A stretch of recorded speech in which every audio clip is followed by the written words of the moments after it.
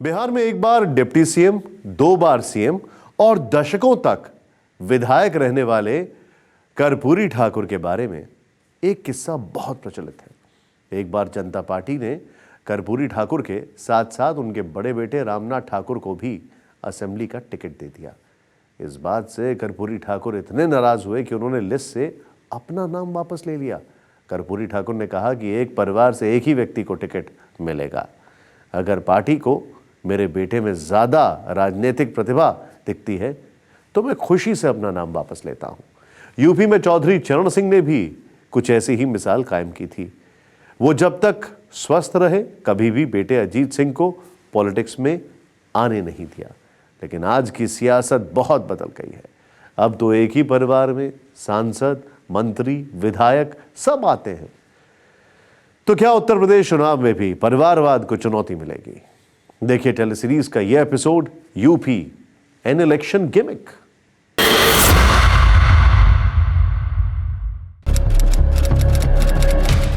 पंद्रह जनवरी 2019, 9 माल एवेन्यू, लखनऊ। उस दिन बसपा सुप्रीमो मायावती का 63वां जन्मदिन था।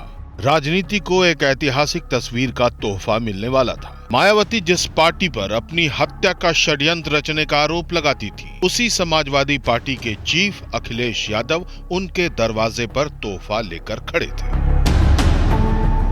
अखिलेश ने मायावती को शॉल भेंट की और फिर गठबंधन पर बात करने के लिए सभी अंदर चले गए। लेकिन सियासत के सूरमाओं के बीच एक चेहरा ऐसा भी था जो दिख तो शांत रहा था, लेकिन उसका इंट्रोडक्शन यूपी की पॉलिटिक्स में शोर मचा रहा था। नीले सूट और चश्मे में दिख रहे इस नौजवान का नाम है आकाश आनंद, मायावती के भाई आनंद कुमार के बेटे। यूपी में हर जुबान पर यही चर्चा थी कि आकाश आनंद ही मायावती के सियासी वारिस होंगे। जिन लोगों को शक था उन्हें आगरा की एक रैली ने चौंका दिया। माननीय बहन जी के छोटे भाई के बेटे आकाश आनंद जी भी हमारे बीच में नौजवानों के दिल की धड़कन। अप्रैल 2019 में विवादित बयान देने के आरोप में मायावती पर चुनाव आयोग ने 48 घंटे का बैन लगाया। 16 अप्रैल 2019 को आगरा में महागठबंधन की मेगा रैली थी। मंच पर एसपी अध्यक्ष अखिलेश यादव, बीएसपी के राष्ट्रीय महासचिव सतीश चंद्र मिश्रा और आरएलडी अध्यक्ष अजीत सिंह के साथ आकाश आनंद को बिठाया गया। तय हो चुका था कि बसपा में परिवारवाद की एंट्री हो चुकी है। मायावती ने खुद आकाश के भविष्य का ब्लूप्रिंट साझा करके एक संकेत भी दे दिया। अब मैं आगे अवश्य ही श्री आकाश को बीएसपी मूवमेंट से जोड़कर उसे संघर्ष से जोड़ने व उससे सीखने का अवसर जरूर अब मैं प्रदान करूंगी।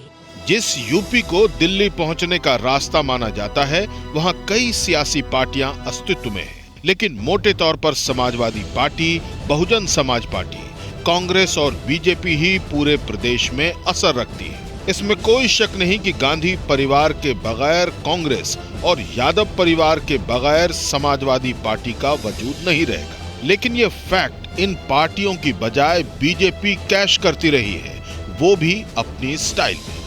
सब कुछ एक को ही दो। बाप भी मंत्री बनना चाहता है, बेटा भी सांसद बनना चाहता है, दूसरा बेटा एमएलसी बनना चाहता है, बाकी करना चाहता है, बाकी और सब लोग टुकटुकी लगा के देखते रहो। यूपी के लोग अच्छी तरह जानते हैं कि इन लोगों की पहचान समाजवादियों की नहीं, परिवारवादी की बन गई। इन लोगों ने सिर्फ अपने परिवार का भला किया, समाज का और उत्तर प्रदेश का हित भूल गए। याद करिए 2014 का लोकसभा चुनाव, जब बीजेपी गठबंधन ने यूपी की 80 लोकसभा सीटों में 73 सीटें जीती थी। तब समाजवादी पार्टी को 5 सीटों पर जीत मिली थी और ये पांचों यादव परिवार ने जीती थी। इसी तरह बाकी 2 सीटें कांग्रेस ने जीती थी और दोनों ही सीट गांधी परिवार के खाते में गई थी। कुछ लोग इसके पीछे पार्टी पर हावी परिवारवाद को वजह बता रहे थे, लेकिन साल 2019 में ये आकलन भी धराशायी हो गया। यादव फैमिली को इस बार भी 5 सीटें ही मिली, लेकिन डिम्पल यादव, धर्मेंद्र यादव और अक्षय यादव चुनाव हार गए। उधर गांधी फैमिली को भी बड़ा झटका लगा।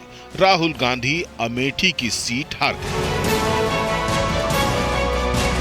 इन नतीजों को विपक्ष चाहे जिस तरीके से डाइजेस्ट करे, लेकिन राजनीति के जानकार मानते हैं कि ये नतीजे परिवारवाद के खिलाफ थे।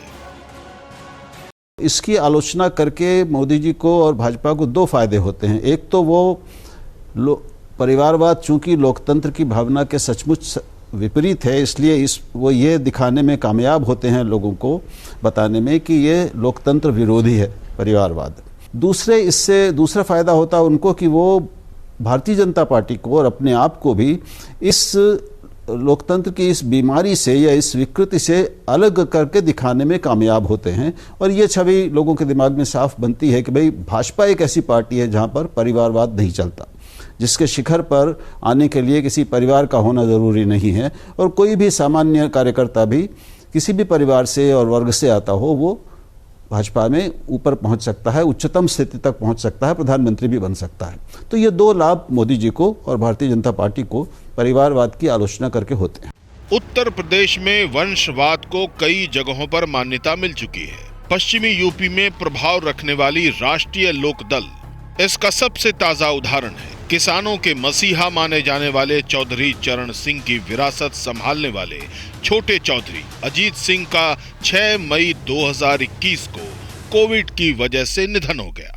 25 मई को आरएलडी की राष्ट्रीय कार्यकारिणी की वर्चुअल मीटिंग हुई, जिसमें अजीत सिंह के बेटे जयंत चौधरी को राष्ट्रीय अध्यक्ष बनाने का फैसला हुआ। इस चुनाव में आरएलडी और समाजवादी पार्टी का गठबंधन हो चुका है।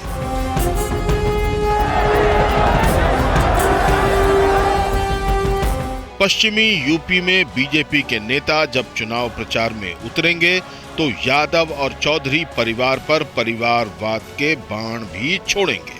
प्रधानमंत्री मोदी ने अपनी एक लाइन में 2022 का एजेंडा सेट कर दिया है। अब वोटर्स के नतीजे ही बताएंगे कि परिवारवाद यूपी को कितना पसंद है।